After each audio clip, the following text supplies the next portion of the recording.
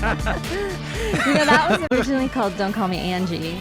I changed it. You wrote it for you? Yeah, originally. Don't call me Angie. Because I had this ex that used to call me Angie. And then after we were done, he kept calling me Angie. And I was like, don't call me that anymore. How are you? Hi, I'm good. Thank you for that beautiful intro. Well, that's all we have time for. How you feeling? How you doing? I'm good. I feel good. Yeah? It's so nice to be here. Nice to have you. Yeah. The SOCAN Foundation and her music awards, it's a big award. Mm-hmm. Congratulations on that. Than'd you so much. How'd that feel? It felt really good to be recognized, especially in this kind of era and incarnation of myself and my music. It just feels very, I feel very like grounded and present. And that wasn't always something I felt when I would get a win, you know. Your folks were there too, right? Yeah, they were. It was my mom's birthday that day and my parents' anniversary. No way. Yeah. What are your parents' names? Do you mind if I ask? Bunny and Amelia. God love them. Were they happy to be there? Very happy, very proud. What did they say to you after the award? They were so proud of me and they hugged me and yeah, I could feel the love, that's for sure. What kind of music was playing around the house when you were growing up?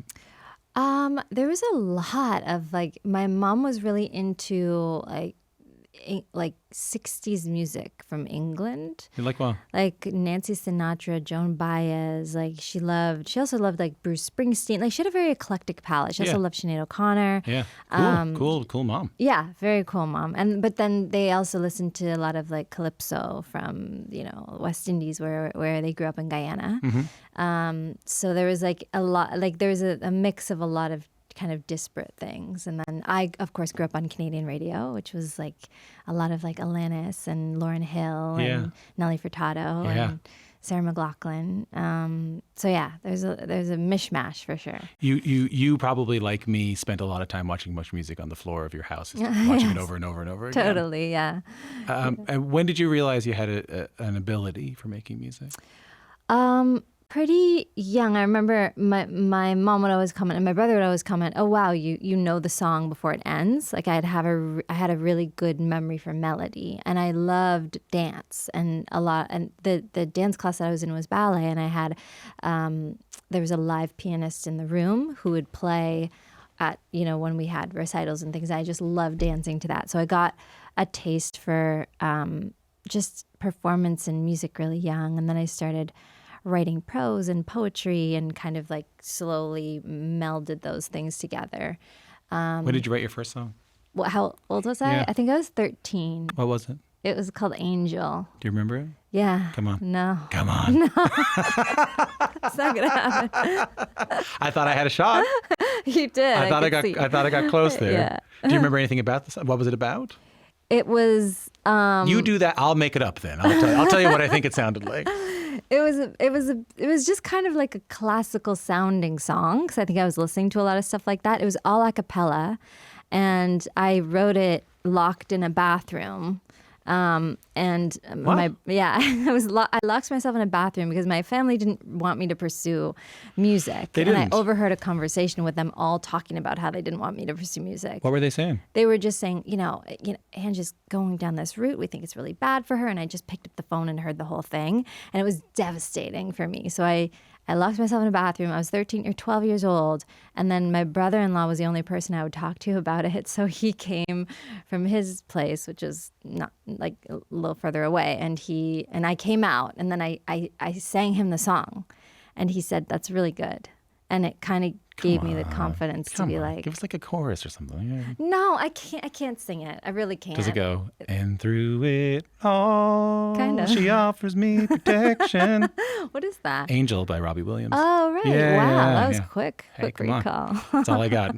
I only have Robbie Williams though. Okay. That's all. That song was much better than mine. I don't believe that. Yes, it takes a while that's what I learned too. It takes a long time to write a good song. But then you kept writing and got better and got better. And were you playing instruments? Were you? I learned guitar at like 19, which was kind of late, but mostly it was like, melody, lyric, songwriting, like was my main thing. This is where I think things get interesting. There's no shortage of kids who have like a deep desire and a deep love of music. Mm-hmm. You've talked recently about this deep desire that was happening in parallel to that. Yeah. Which was this deep desire for fame. Yes. This deep desire for success. Mm-hmm. What did that look like, and where did that come from? Well, it came from a little bit of trauma, I'd say. I grew up in a very white town called Oakville in the GTA, and I was the only person of color in my school. And I remember going to school, and kids were very mean, as they are, but they would say, why are you the color of poo? And they would try to scratch my skin off, and they would call me brown potato. And Geez, I'm sorry about that. oh, thanks. Yeah, it was difficult. And I remember I would walk home on this one trail, try to get home, and like these two guys would like yell racial slurs at me and stop me from crossing. So I lost like all self-esteem very, very young. And my only kind of way of trying to assemble it back together was through music, through like listening to music or making it. And I kind of fantasized that would be the thing to bring me power in this world. Let me say it back to you to make sure I understand it. So like you were like, pretty racist stuff being levied at you, being excluded destroys your self-esteem. And you're thinking to yourself, okay, well, if I can be rich and famous and successful, no one can touch me. Yes. Yeah. I'd show them. Wow. It was the kind of like this superhero fantasy that I had. How did that manifest itself? Like what did you do to try and become famous and successful? Well, I worked really, really hard, and then I moved to New York. I told my parents I was going to, because of course they didn't agree with this trajectory at the beginning. Now they're all on board. But they didn't want you to be a musician? No, just because they thought, oh, what's that? They're immigrants, and they wanted me to, go to school and learn medicine like a good Indian child. You know what? Fair enough. You know, the parents worry about their kids. Absolutely. Like in retrospect, I would have been just as worried. I mean, it felt like, it's funny because people say to me, how, oh, it must be so nice to know your passion so young. And I'm like, it wasn't nice. It wasn't a choice. It was just this thing that I had to do. It was like, I had to do that or I would not exist, Yeah, I get it. So hold on. You told your parents you were going to Montreal to visit my friend Nisa, our family friend, and then I went instead to New York. And hold on, you just booked another flight, not to Montreal? Yeah. Was Nisa in on it? No. And then my mom called Nisa, and Nisa was like, I don't know. Or I think I did tell Nisa, but she didn't want to lie to my mom, and then she kind of told her. She was in this horrible position. So you flew to... Poor Nisa. I know. So then you flew down to New York. Yes. What was the plan? Play on the street. I mean, I played guitar on the street in lobbies of record companies and subways, and like posted posters, like doing open mics, and just anyone I would meet, I would like have them give me their email address so I could email them and tell them where I was going to play at what open mic. And I mean, anything I could do. I once met a manager, and he was very powerful, and someone told me, oh yeah, that would be the guy. So I waited outside of his office for like 10 hours, just like waiting for him to come out so I could like give him my demo or sing him a song. That didn't end up working, but I was just hustling, You were going into record label offices cold? In the lobbies, yeah. In the lobbies, and cold? Just playing and singing.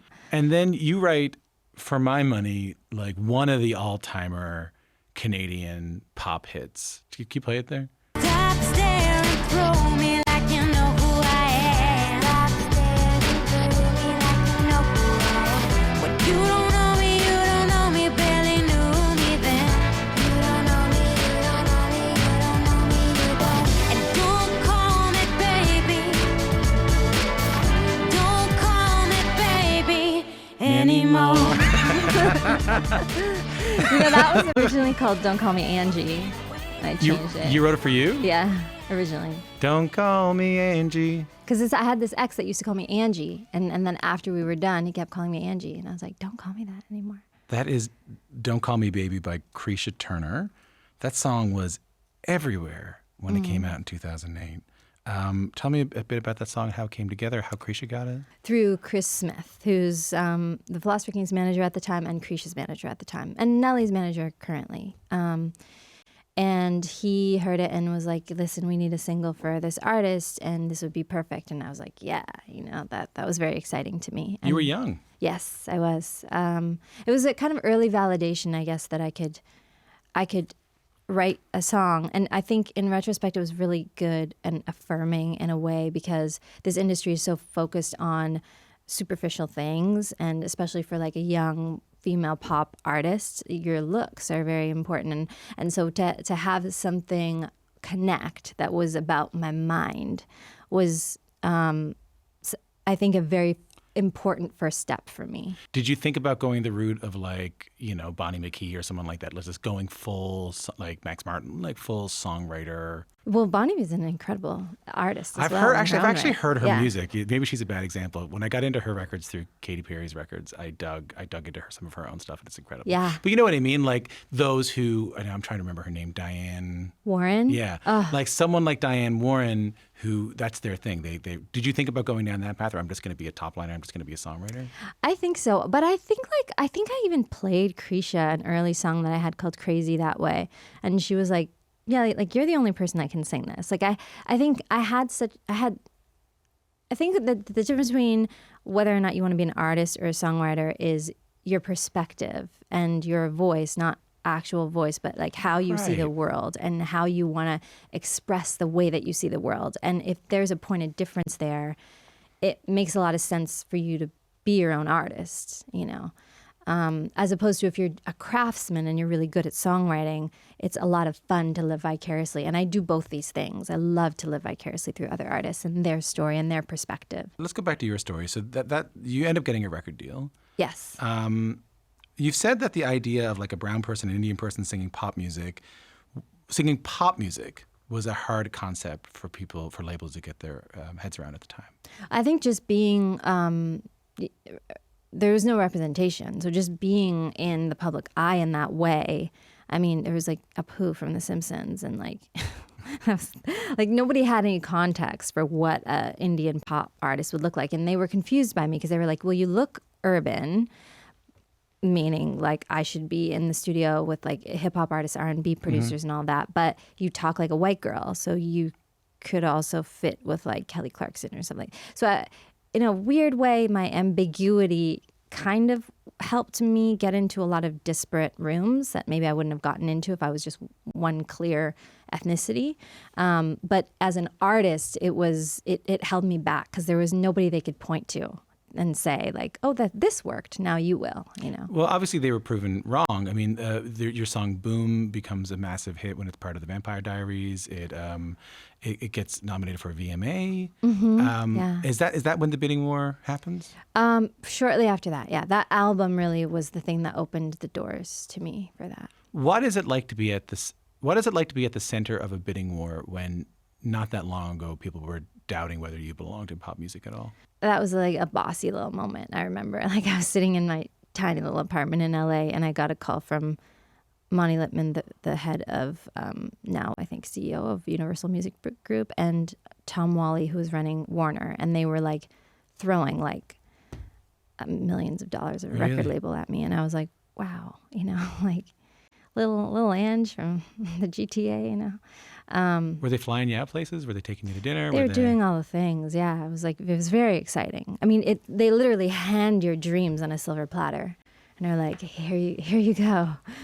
What are give me your expectations of signing to a major label, and then give me the reality of signing to a major label. Well, the expectation I think for most artists is that you've made it. Like the second that you sign that deal, you've made it. And the truth is that the second you sign that deal, you have just started.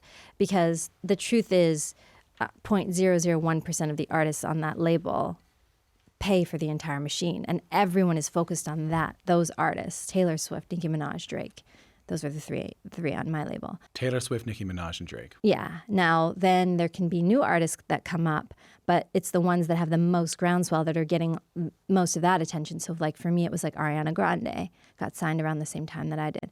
And that's like a Disney show, and everywhere she went, there was paparazzi. So those are the people that are going to get all the resources. Then there's some other artists that are signed to the label that, yeah, the label believes in. They think they have potential, but you're nowhere close to on the radar, like those other artists are. So you really have to have some kind of virality to you. And for me, I had this album that was critically acclaimed, but I was not engaging on social media or YouTube or any of these other places. And it was like I was like the last artist to be signed on potential. Now people are only signed if they have 100 million streams on Spotify and like a viral hit on TikTok. Is that disappointing to you? No, because in a way, I think it democratizes the playing field, and it also puts a lot of the power into artists' hands. But I do think, it's the oversaturation is very difficult now for artists because you're so reliant on this clickbait moment, like that. I think it can change the intention or the authenticity of the music. But also, isn't your job as an artist just to make art and not to do marketing for it? Not anymore, Tom. I mean, it used to be, and I think those are the artists that a lot of us know and love and grew up on. But now, yeah, you have to be 100%er. Maybe I should be clear. Don't you wish your job could be just to make art? Isn't that the reason? I feel like it's just the medium that we're in. I definitely pride myself on embracing disruption and embracing innovation, because in a lot of ways it worked for me because I leaned into that, because I have been operating a little bit outside the music industry ever since I left the mainstream music industry. Well, maybe we should hold there. This is quite a story, and so you are sort of being overlooked. Yes. From what I'm hearing, you're not one of the big four. You're not a legacy artist like a Paul McCartney or a Celine Dion, bringing in box set money. Mm-hmm. And you're not Ariana Grande, who has this groundswell of Disney Channel, fame and success. I mean, that probably would have been Selena Gomez's case when she signed to a label as well. She had a TV show beforehand.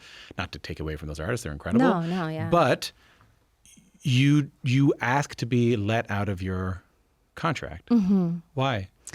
Because I was working in a territory, Canada, and Canada is not shit for the United States. I mean, as we can see right now, especially. They do not look at it as a progressive market. If you are a star in Canada, nobody gives a fuck. Yeah.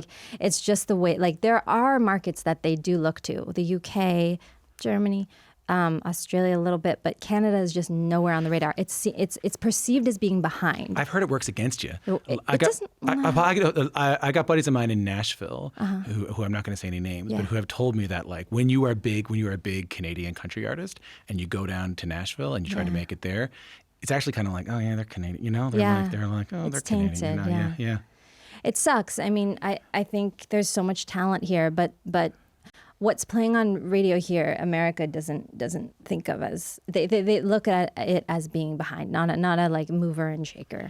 Okay, so what's the moment where you go? Well, just because I knew that and I knew how they looked at it, and I felt God, I'm never gonna get a release. I'm never gonna really get a push from these guys, and they want to keep me because they know I'm a good songwriter, but it's actually never gonna get the push that I felt like I deserved. So.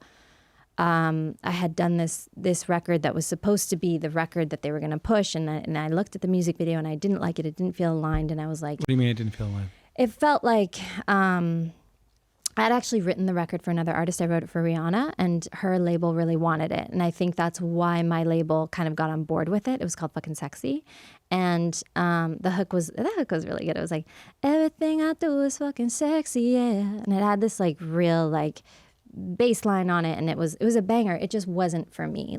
I'm not that girl, it was totally Rihanna's brand and image and everything.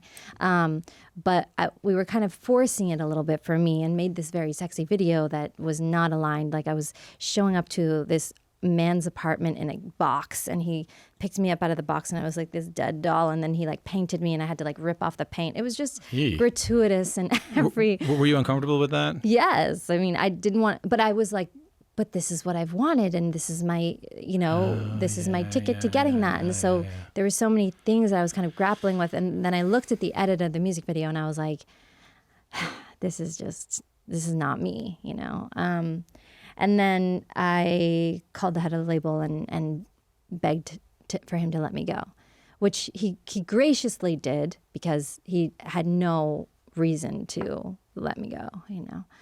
I was in debt, $2.5 million. Personally? Through the record deal. So it's not like a debt that you have to pay back, but you have to pay it back through your records and through your sales and royalties. Right, and you hadn't sold that many. No. And you were 2.5. So essentially you were saying, hey, forgive me this debt. Yes. And let me out. Yeah. How was that conversation? Difficult, because I tried to be this person that a lot of people kind of were banking on me being, and I couldn't. And it was, I really had to grieve it. I really had to mourn it. Like, damn, like that pop star dream had to die, and it was painful. As much as you're comfortable, what does grieving it and mourning it look like? Like literally I was on the floor. Like I went back home and I was just, you know, it was an identity crisis because I had only known myself through the pursuit of this thing, through the chasing this dangling carrot. And once I got close to it and saw that it was invisible, everything just like shattered for me. What do you mean it's invisible? Like it was, you know, this kind of addiction to fame. It's like Gabor Mate says, like, it's not why the addiction, it's why not the pain. I couldn't just live with this kind of trauma that I had endured and unpack it and do all the work on it. I was trying to escape from it, and I'm trying to find something to fill this void. I called it like the fame wound in a TikTok that recently went viral, and it was funny to me because it resonated with so many people. But that's how it felt. It felt like I was trying to fill like something that kept, no matter what I would fill it up with, like what awards, accolades, money, it would just pour right through me. I feel like if there's one lesson I've learned from doing this show and speaking to people who have been through the industry, whether they've been like massively successful or not, it is that, and this is something found in a lot of religions, it's found in a lot of philosophies. If you are hoping that you can do something to fix whatever you're dealing with, whatever you have, if you hope that the next job or the next hit or the next yes or the next video or the next viral TikTok or the next this, it won't. Mm-hmm. Yeah. It can't. Yeah. That to me seems to be the lesson I'm learning from artists like yourself. Yeah. I think it can't be the reason. So what is the work like to figure that out? I did a lot of therapy. I actually went to an addiction program, which wasn't totally on the nose, but it helped me a lot. The fellowship helped me. I did it for a full year. Addiction to fame? It was...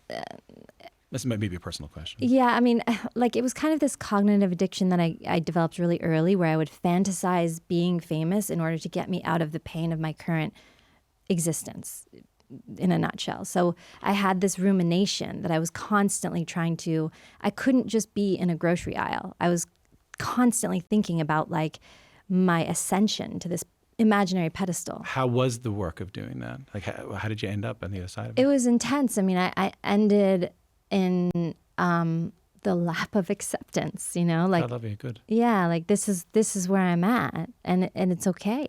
You know what I mean? It's okay that I'm not a superstar. It's okay that I'm not like massively rich and adored. Like I had to learn to, like, as cheesy as it sounds, like love myself and love these broken parts of me and these shameful parts of me and have self-compassion and go back there and discover what that was all about. I had no idea, by the way.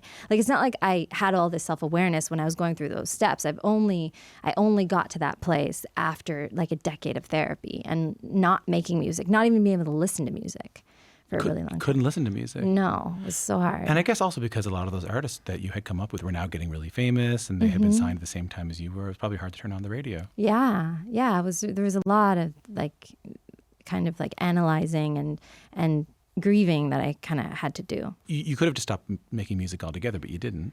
Yeah, like, because the thing is, like, as much as I say I was motivated by fame, I was also, and the reason why I couldn't go through with that video and that release is because I also had a North Star that was quiet and deep. What was that North Star? It was, I want to make something authentic. Like, I want to realize this creative expression that's in me, and it doesn't have anything to do with this other superficial stuff. Yeah. You know, so that's kind of what I got back to, is like, why did I gravitate towards it in the first place? Like, why didn't I just do drugs or get into some other addiction? Like, there was something about music that felt, I just love it. You know, to this day, it's like the best thing in the world is that puzzle piece when the song comes together. No one's heard it yet, but I know, like, I know that I love it. Let's listen to the song. Girl, you better hurry, hurry. You never get it this way. Girl, you better worry. Gotta meditate. Would you like me if I traded the world for my psyche? If I won, baby, what would the price be? Now, all I need is child. sunshine. Anjulie with Chai and Sunshine. That song went viral last year, getting played on Canadian radio. It's doing really well. Maybe people can guess from the lyrics they heard just then even, but tell me where that song came from. Yeah, well, it came from that place of, the lyric is, would you like me if I traded the world for my psyche? If I won, baby, what would the price be? And I think the price would have been my mental health. Like if all those dreams came true and I never had my, intervention, if you will, and my kind of come to Jesus, like I think I would have been in a bad place. You think so? Yeah. This is the question that's been sticking in my head, and if it's an uncomfortable question, just let me know and we can move on. Is it, I think about friends of mine who have struggled with addiction to opiates, and they'll do very well for a very, very long time, and they'll be clean, and then something will happen, and one of my friends, he got hurt and he had to take a painkiller, and then that sent him back sort of spiraling again, I've had that with friends who are, addicted to alcohol, friends in my life. When something starts to go viral, so you start to get like that feeling of fame again, that feeling of success again, is it kind of like that? Is it another like a relapse? Yeah, you know what I mean? Is there a danger of that? Actually, a friend of mine asked me about this the other day. I definitely am interested in it. Don't get me wrong. Like I'm interested in the things that I put out doing very well because it's also my livelihood. But the kind of enmeshment and attachment and workaholism that I had is no longer there. Yeah. And that's the relief. It doesn't feel like this monkey on my back right now. It feels like I almost got emotional listening to that record and being here with you because I was like, this is not set up by a record company and by like the powers that be. This all happened so organically, and it makes me feel empowered that the choices that I made were the right choices, and the way that I came to this place was the right way. Well, what's the story on Rihanna, who, like you said, had been interested in a record you were making before, and had sort of her path was sort of intersecting with yours around the same time. Yeah. She catches on to that song, Chai and Sunshine? Yeah, she just started DMing me during the pandemic, just saying that she Yeah, me too. Yeah, that's what she does, right? Yeah, it's pretty common, Yeah.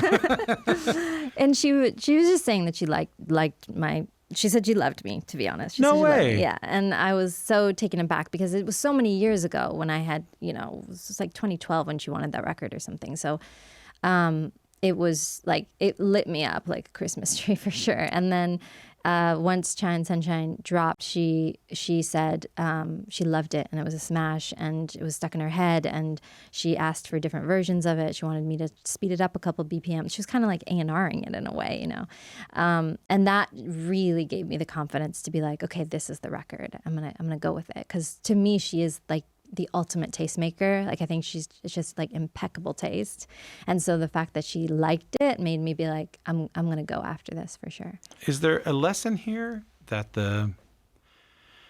when you removed yourself from the sort of toxic wanting, that's when a song took off?